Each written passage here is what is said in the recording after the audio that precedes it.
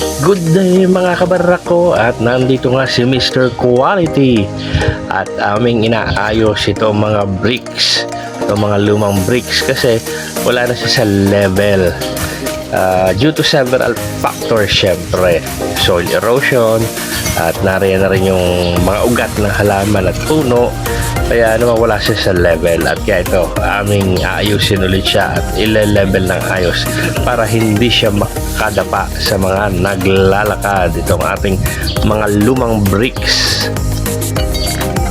Nakano na ang bricks na palagi dito ang original dito. Ang bricks na rin. Wala rin sila lang sa clay rin. Hindi ka tulad ng mga bagong bricks na cement up. Kaya kaya ang clay lupa. Oo. Hindi ka tulad ng mga bagong cement up. Kaya ibang tapos hindi na babago dito. Okay. Ngayon gusto ko sa iya. Ay, tanggal yan. Ay, isang may tanggal. Kasi kung hindi na, mas pangalan. Ay, yung mga rin.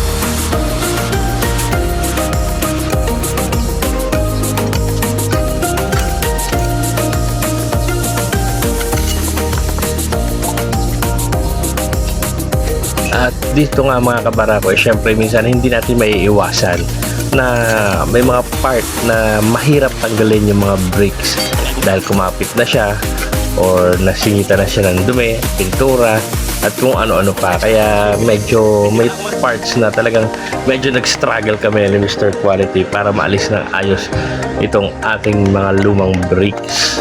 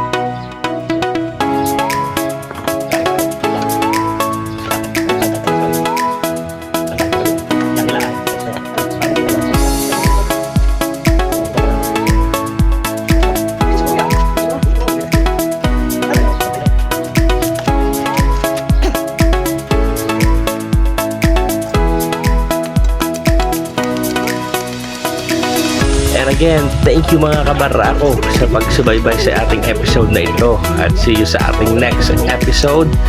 At syempre, please do like, share, and follow our page. Yan, like at share ang ating mga videos, and see you again mga kabarako.